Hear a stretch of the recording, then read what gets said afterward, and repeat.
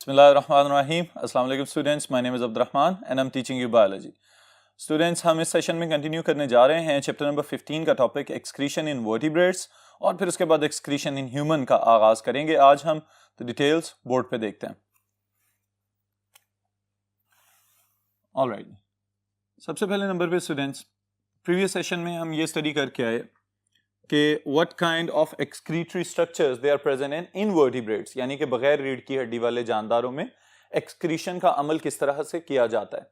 और आज हम देखेंगे एक्सक्रीशन इन वर्टिब्रेट्स.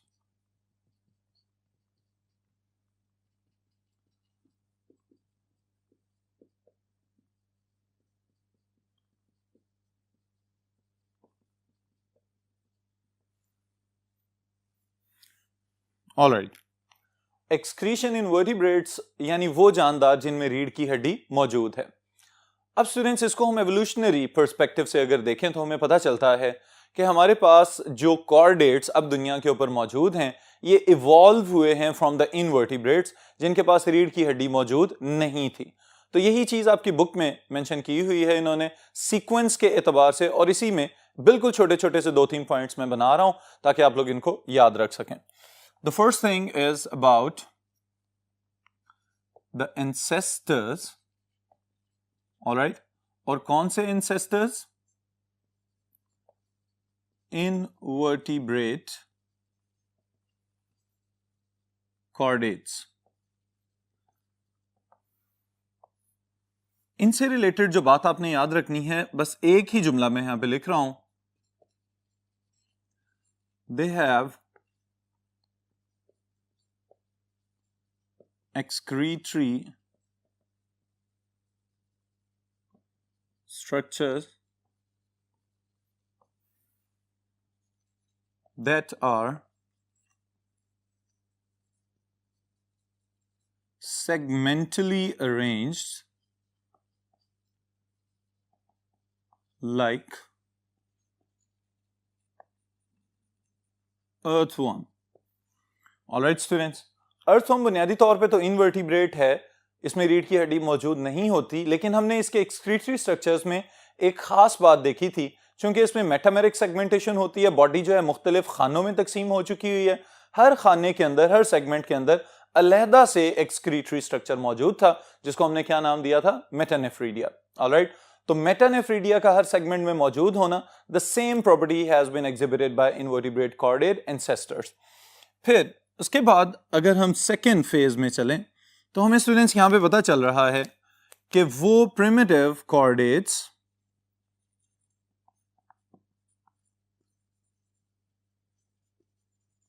जिनमें हम शामिल कर सकते हैं हैगफिश, इनके अंदर क्या खसूसियत नजर आती है हमें? They have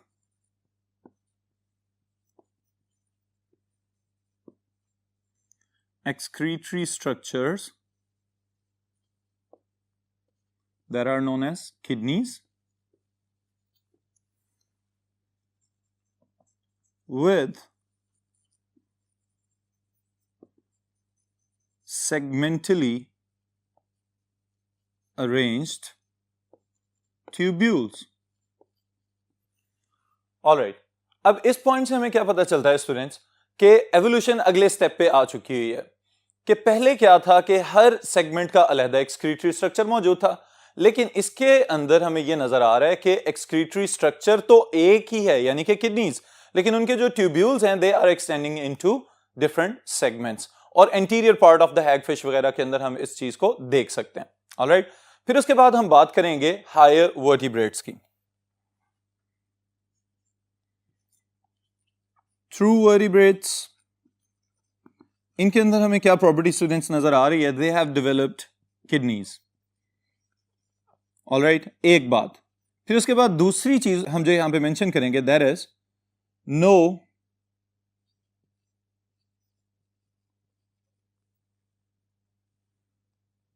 segmentally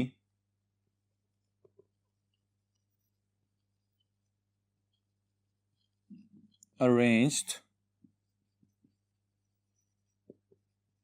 excretory structures. Alright. और फिर उसके बाद अब जो पॉइंट स्टूडेंट्स में मेंशन करने लगा हूं यहां पे, this is one of the most significant adaptation के बीइंग टेरेस्ट्रियल ऑर्गेनिजम्स, अगर हम अपने आप को सक्सेसफुल ऑर्गेनिजम्स कंसीडर करते हैं तो उसमें इस चीज का बहुत बड़ा किरदार है। वो किस तरह से कि हम लिखेंगे capillary network closely associated with tubules. Alright, यानी कि किडनीज के साथ यहां पे भी कोई ट्यूब्यूलर सिस्टम अटैच्ड है और उस ट्यूब्यूलर सिस्टम को कैपिलरीज ने इर्द गिर्द से घेरे में लिया हुआ है ताकि रीअब्जॉर्प्शन को बढ़ाया जा सके। ऑलराइट, फिर उसके बाद स्टूडेंट्स जो लास्ट पॉइंट स्टूडेंट्स यहां पे हम लिखने लगे हैं, ये नेफ्रॉन की डेफिनेशन भी है और उसके साथ ही साथ इसकी इंपॉर्टेंस को भी जाहिर कर रहा है कि ये बुनियादी तौर पे डेवलप किस तरह से हुए। अब हमने ये तो कह दिया कि सेगमेंटली अरेंज्ड नहीं है, इसका मतलब ये है कि किडनीज जो हैं वो एक ही जगह पे मौजूद हैं। फिर उसके अंदर जो ट्यूब्यूल्स हमें नजर आ रहे हैं उन ट्यूब्यूल्स को हम कहते हैं नेफ्रॉन्स। नेफ्रॉन को अगर हम डिफाइन करना चाहें तो आसान तरीन अल्फाज में किस तरह से डिफाइन करेंगे?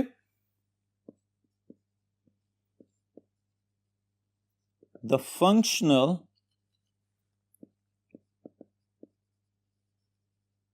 Structure of kidney. Alright students, the functional structure of kidney. अब यहां पे एक छोटी सी मिसकंसेप्शन जो आमतौर पे स्टूडेंट्स में पाई जाती है कि स्टूडेंट्स इसको डिफाइन किस तरह से करते हैं, the structural and functional unit of kidney. ये गलत डेफिनेशन होगी। इससे क्या मुराद है कि the whole kidney is not composed of nephrons, बल्कि किडनी के अंदर जो काम करने वाले यूनिट्स हैं वो बुनियादी तौर पे नेफ्रॉन्स हैं। तो इसलिए हम इसको सिर्फ फंक्शनल स्ट्रक्चर कहेंगे, इसको हम स्ट्रक्चरल और फंक्शनल यूनिट नहीं कह सकते। ऑलराइट स्टूडेंट्स, फिर इसी के साथ ही अगले टॉपिक में हम शिफ्ट हो रहे हैं, that is about the excretion in humans. Excretion in human. जी स्टूडेंट्स, अब चूंकि हम वर्टिब्रेट्स की बात कर रहे हैं तो वर्टिब्रेट्स में बैकबोन वाले ऑर्गेनिजम्स में हम अशरफुल मखलूकात हैं, क्योंकि we are the most successful species until now. Alright, यहां हम अपने आप को कंसीडर करते हैं कि we are the most successful terrestrial land vertebrates. अब इसमें एक इंपॉर्टेंट चीज ये है कि हमारे ज़हन में सबसे पहला सवाल तो ये पैदा होना चाहिए कि where are the nitrogenous waste coming from. Alright, तो उसके लिए एक सिंपल सा साइंटिफिक जवाब आपने याद रखना है, फ्रॉम द मेटाबॉलिक सिस्टम। क्योंकि जितने भी मेटाबॉलिक रिएक्शंस हमारी बॉडी में हो रहे हैं उनमें कुछ प्रोडक्ट्स प्रोड्यूस होते हैं, कुछ बाय प्रोडक्ट्स पैदा होते हैं और साथ ही साथ कुछ ऐसे केमिकल्स भी प्रोड्यूस किए जाते हैं कि जिनका बॉडी से खारिज कर देना ही बेहतर है। अगर वो ज्यादा देर बॉडी के अंदर रहेंगे तो नुकसान पहुंचा सकते हैं। तो होम्योस्टैटिक सिस्टम ने इस चीज का पहले से अंदाजा लगाया हुआ है कि किस किस मॉलिक्यूल को बॉडी से खारिज करना है। तो इसके लिए स्टूडेंट्स एक जुमला मैं यहां पे लिख रहा हूं, इसको याद रखिएगा एमसीक्यूज के लिए। द जनरेशन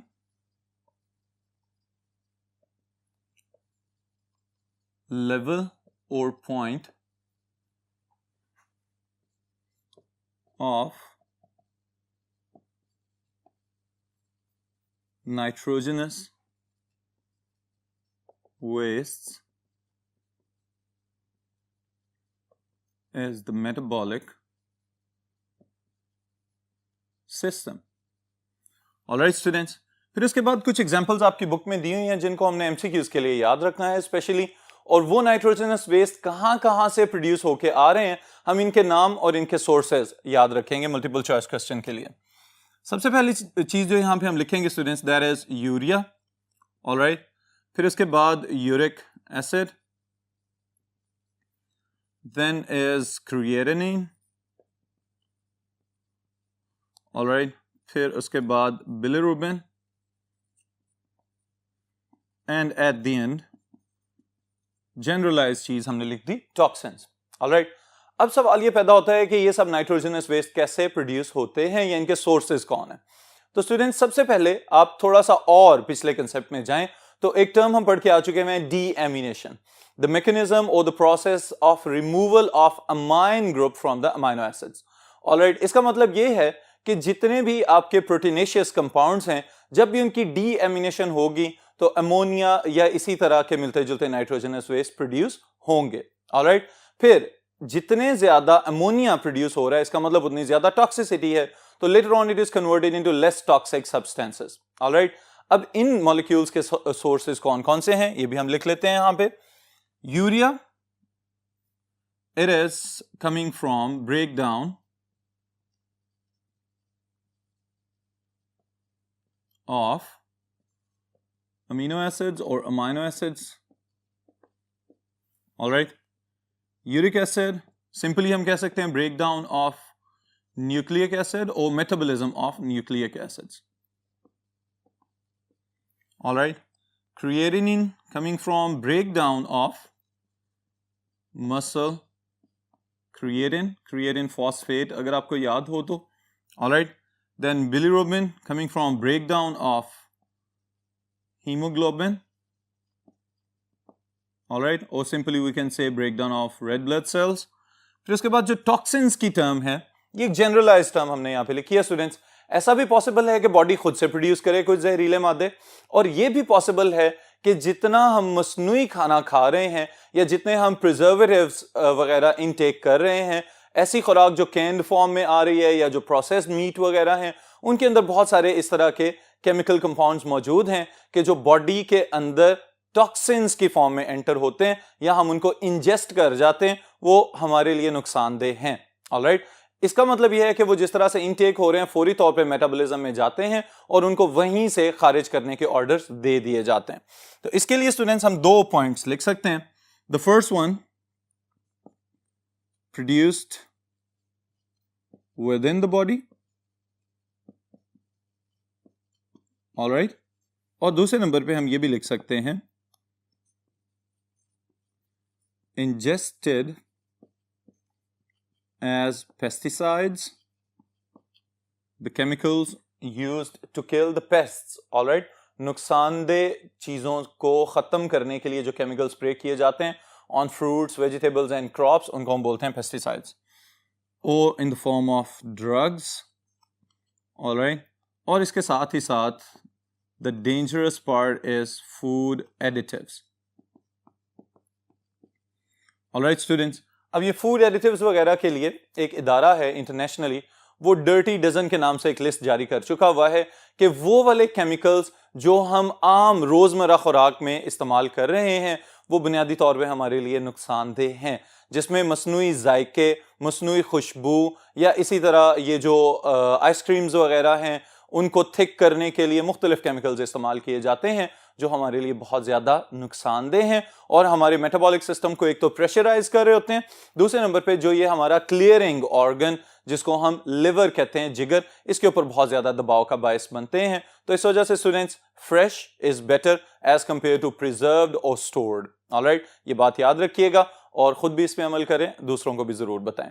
फिर इसके बाद स्टूडेंट्स सवाल ये पैदा होता है, what kind of excretory systems do we have.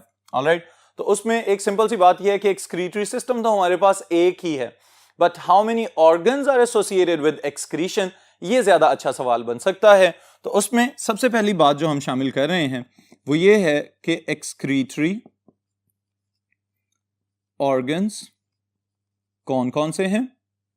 Alright, number 1 is liver, जिगर, ये एक्सक्रीशन में बहुत इंपॉर्टेंट रोल प्ले कर रहा है, किडनीज को सपोर्ट कर रहा है, एंड सेकेंडली किडनीज देमसेल्व्स।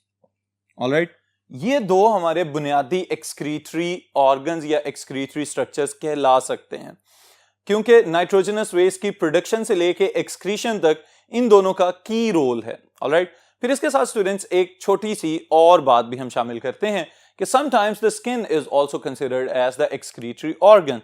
तो इस पे भी हम बात कर लेते हैं कि क्या स्किन एक्सक्रीटरी ऑर्गन है या नहीं है। Alright, so what about the skin. Skin को सबसे पहले नंबर पे किस बुनियाद पे कहा जाता है कि ये एक्सक्रीशन में कोई ना कोई रोल प्ले कर रही है। तो उसके लिए स्टूडेंट्स पर्सपायरेशन का अमल यानी कि पसीना आने का प्रोसेस ये आपके ज़हन में होना चाहिए। सो इसको हम कह सकते हैं स्वेटिंग और पर्सपायरेशन। ऑलराइट, इसके लिए क्या मौजूद है आपके पास? The sweat glands, alright. Sweat glands पसीना खारिज करते हैं जब आपको गर्मी महसूस हो रही होती है, लेकिन उस पसीने के अंदर जिस बुनियाद पे ये कहा जाता है कि it can play some kind of role in excretion, वो ये है कि जो स्वेट, जो पसीना प्रोड्यूस हो रहा है, उसमें वाटर और वाटर के साथ यूरिया की कुछ मिकदार शामिल होती है। ऑलराइट स्टूडेंट्स, लेकिन अब सवाल ये पैदा होता है कि क्या आप अपनी मर्जी से स्वेटिंग करते हैं जब आपको नाइट्रोजनस वेस्ट एक्सक्रीट करने हो? नो। तो इसका मतलब यह हुआ कि बुनियादी तौर पे स्वेटिंग कब होती है? जब आपके होम्योस्टैटिक सिस्टम ने थर्मोरेगुलेशन करनी होती है, यानी जब आपको गर्मी महसूस हो रही है तो स्किन के ऊपर पसीना लाया जाएगा ताकि आपकी स्किन के ऊपर एवेपोरेटिव कूलिंग का फीडबैक प्रोड्यूस किया जा सके और आपकी बॉडी को दोबारा से ठंडा किया जा सके, टेम्परेचर को डिक्रीज करने की कोशिश की जाए।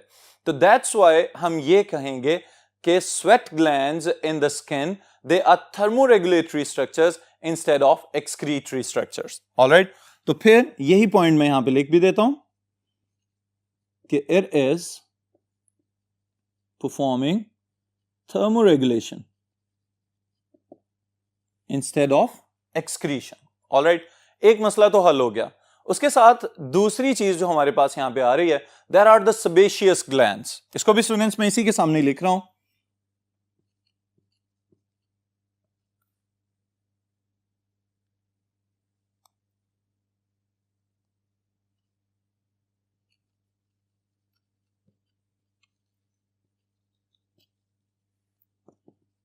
Sebaceous glands that produce the waxy or oily secretions on the skin. Alright, हाथों की हथेलियां या जो तलवे हैं पांव के, वहां पे आमतौर पे ये कोई सिक्रीशन सिक्रीट नहीं कर रहे, लेकिन उसके अलावा पूरी बॉडी के ऊपर ये जो इवन के हेयर के स्कैल्प्स वगैरह जो होते हैं उनके ऊपर भी अपनी सिक्रीशन सिक्रीट कर रहे हैं। ऑलराइट, अब सवाल ये पैदा होता है कि ये जो ऑयल्स और वैक्स प्रोड्यूस कर रहे हैं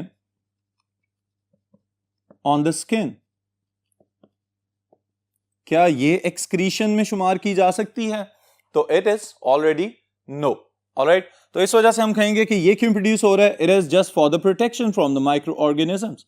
ऑलराइट, ये एक प्रोटेक्टिव लेयर है कि अगर समटाइम्स ऐसा भी पॉसिबल है कि आप 2-3 दिन के लिए अपने बाल वॉश नहीं कर रहे या अपना चेहरा प्रॉपरली नहीं धो रहे, तो उस सूरत में आपको अपने यहां पे नोज के इर्द गिर्द साइड्स पे स्पेशली ऑयल फील होना शुरू हो जाता है, या वो लोग कि जिनकी स्किन पहले ही बहुत ज्यादा ऑयली है, उनमें ये पिंपल्स वगैरह या एक्ने वगैरह का इशू आ सकता है। तो these are related to the sebaceous glands. Alright, अब यहां पे ये बात याद रखें कि कोई भी नाइट्रोजनस वेस्ट स्किन के थ्रू खारिज एक्सक्रीटरी सिस्टम के मैकेनिज्म के थ्रू नहीं हो रहा। अगर स्वेटिंग हो रही है तो देयर इज थर्मोरेगुलेटरी मैकेनिज्म। अगर सेबेशियस ग्लैंड सीबम प्रोड्यूस कर रहे हैं तो वो क्या है? प्रोटेक्टिव लेयर है। So skin is not an excretory organ.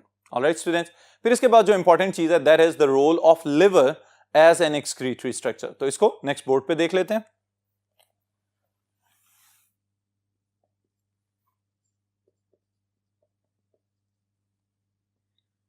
Alright, liver क्या क्या काम कर रहा है? सबसे पहले नंबर पे एक एमसीक्यू स्टेटमेंट याद रखिएगा कि द बिगेस्ट और the largest visceral organ is liver. इसके साथ दूसरा जो लार्जेस्ट ऑर्गन है वो स्किन को कंसीडर किया जाता है। फिर इसके साथ ही एक और बात भी याद रखें कि liver is the heaviest internal organ as well. Alright, वजन के एतबार से भी ये सबसे ज्यादा भारी है। लेकिन जो बात हम यहां पे डिस्कस करने जा रहे हैं, that is about its excretory role. तो इसके लिए स्टूडेंट्स याद रखिएगा कि it is control centre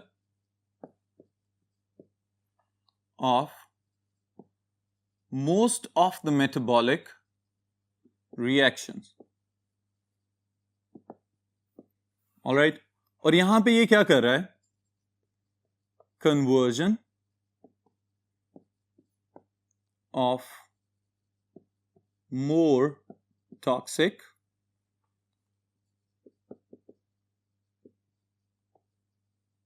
nitrogenous waste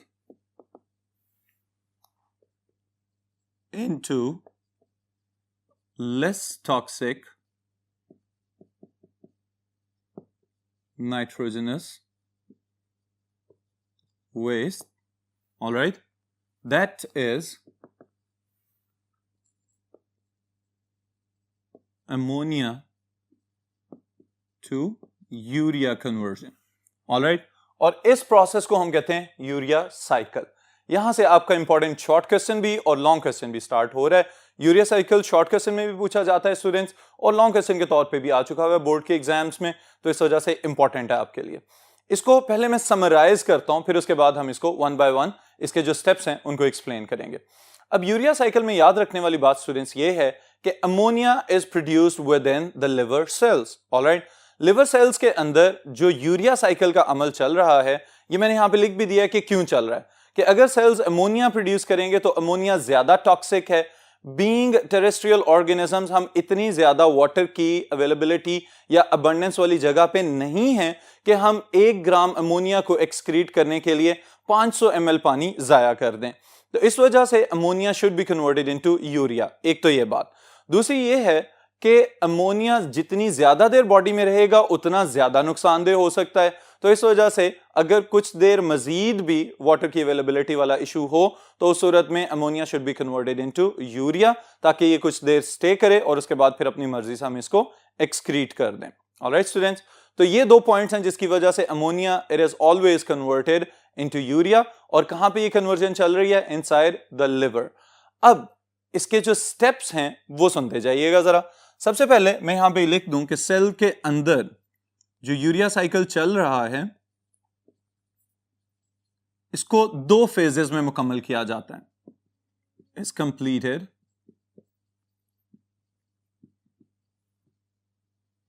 into phases, और 2 पार्ट्स कह सकते हैं। पहले वाला हिस्सा in mitochondria, alright, and then cytosol यानी साइटोप्लाज्म वाला पार्ट है। ऑलराइट स्टूडेंट्स, अब अगर हम इसको समराइज करें एक स्टेटमेंट या एक इक्वेशन की फॉर्म में, तो हम ये कह सकते हैं कि 2 अमोनिया और 1 कार्बन डाइऑक्साइड आपस में रिएक्ट कर रहे हैं और एटीपीज को इस्तेमाल करते हुए यूरिया बनाते हैं, और साथ एक और precursor molecule for the next urea cycle that is known as ornithine. Alright, अब इसके जो स्टेप्स हैं स्टूडेंट्स उसको अगर हम लिखना चाहें तो आप याद रखिएगा कि नंबर 1, पहली बात, 1 अमोनिया और 1 कार्बन डाइऑक्साइड रिएक्ट करते हैं आपस में और प्रोड्यूस कर देते हैं कार्बामाइल फॉस्फेट। इस रिएक्शन के लिए एटीपीज की जरूरत पेश आती है। कार्बामाइल फॉस्फेट और ornithine from the previous cycle वो रिएक्ट कर रहे हैं और इन्होंने क्या बनाया? सिट्रोलिन। उसके बाद स्टूडेंट सवाल ये पैदा होता है कि दूसरा अमोनिया किस फॉर्म में एंटर हो रहा है? तो याद रखिएगा एस्पार्टिक एसिड और एस्पार्टेट की फॉर्म में सेकंड नाइट्रोजन और सेकंड अमोनिया यहां पे एंटर होगा, रिएक्ट करेगा सिट्रोलिन के साथ and it will produce argininosuccinate. Argininosuccinate fumarate release करेगा और फिर बना देगा आर्जिनिन। आर्जिनिन के ऊपर एक एंजाइम एक्ट करता है that is known as arginase, और जैसे ही ये एंजाइम यहां पे अपना एक्शन परफॉर्म करेगा इसमें से प्रोड्यूस होगा urea that is the waste product, okay, and the second precursor molecule for the next cycle that is always ornithine। इसी वजह से यूरिया साइकिल का दूसरा नाम ऑर्निथीन साइकिल भी है। ऑलराइट स्टूडेंट्स, सो ये जो यूरिया साइकिल के पॉइंट्स यहाँ पे बोर्ड पे लिखे हुए हैं इनको याद रखिएगा। लॉन्ग क्वेश्चन में अगर आ जाए तो एक्सप्लेन करें, साथ साइकिल की डायग्राम ड्रॉ कर दें। अगर शॉर्ट क्वेश्चन में आ जाता है तो पॉइंट्स की फॉर्म में ये चारों पॉइंट्स लिख देंगे तो इंशाल्लाह ताला आपके फुल मार्क्स आएंगे। इसके बाद फंक्शंस ऑफ लिवर का एक टॉपिक है स्टूडेंट्स जो टेबल की फॉर्म में आपकी बुक में दिया हुआ है। इसको एमसीक्यूज के लिए और लॉन्ग क्वेश्चन के लिए जरूर याद रखिएगा। इसके लिए एक शॉर्टकट फॉर्म में आपको बता देता हूं कि लिवर क्या क्या फंक्शंस परफॉर्म कर रहा है। आप इसको याद रखेंगे SSCRD की फॉर्म में। सबसे पहले नंबर पे क्या है? सिंथेसिस। क्या क्या चीजें बन रही हैं लिवर के अंदर। ऑलराइट, यहां पे स्टूडेंट्स इंपॉर्टेंट चीज ये है कि जो चीजें बनती हुई नजर आ रही हैं सबसे पहले नाइट्रोजनस वेस्ट हैं। ऑलराइट, फिर उसके बाद हमें जो नजर आ रही हैं चीजें there are the lipids, cholesterol वगैरह या लिपोप्रोटीन्स वगैरह की कन्वर्जन यहाँ पे चल रही है। इसी तरह बाइल यहाँ पे बनता है और फिर the most important blood clotting proteins. Then is the storage, कौन कौन सी चीजें स्टोर की जा रही हैं। तो उसमें हमारे पास क्या होना चाहिए? The carbohydrates that are converted into glycogen, liver के अंदर स्टोर हो रहे हैं ग्लाइकोजन की फॉर्म में। और फिर उसके साथ ही साथ आयरन, यानी कि वो रेड ब्लड सेल्स जिनको तोड़ दिया जाएगा उनमें से निकलने वाला हीमोग्लोबिन वगैरह उसको स्टोर कर लिया जाएगा अपने पास। Alright, then is conversion.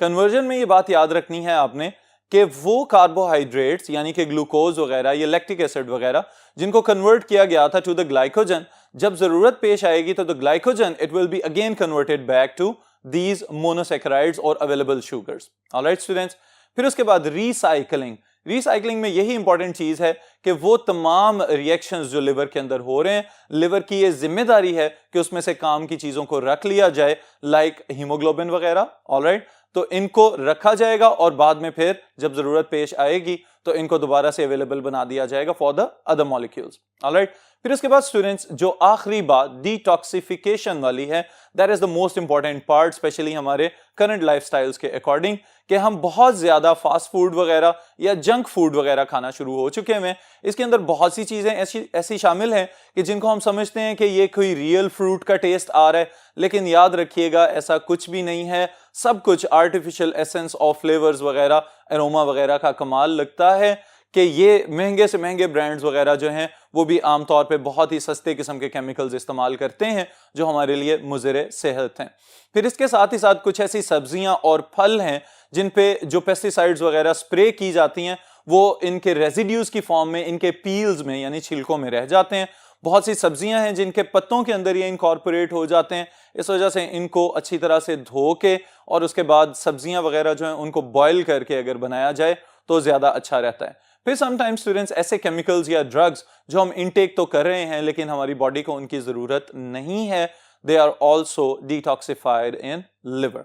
Alright, तो इस टेबल को याद रखिएगा for the MCQs, short questions even and for the long question too. अगर ये लॉन्ग क्वेश्चन आ जाता है कि write a note on liver and what is the function of liver, तो उसमें स्टूडेंट्स आप लिवर की इंपॉर्टेंस यानी कि उसका बिगेस्ट ऑर्गन्स होने से लेके और इस टेबल तक सारी डिटेल्स लिखेंगे। ऑलराइट, फिर इंशाअल्लाह ताला नेक्स्ट सेशन में नेक्स्ट टॉपिक के साथ मुलाकात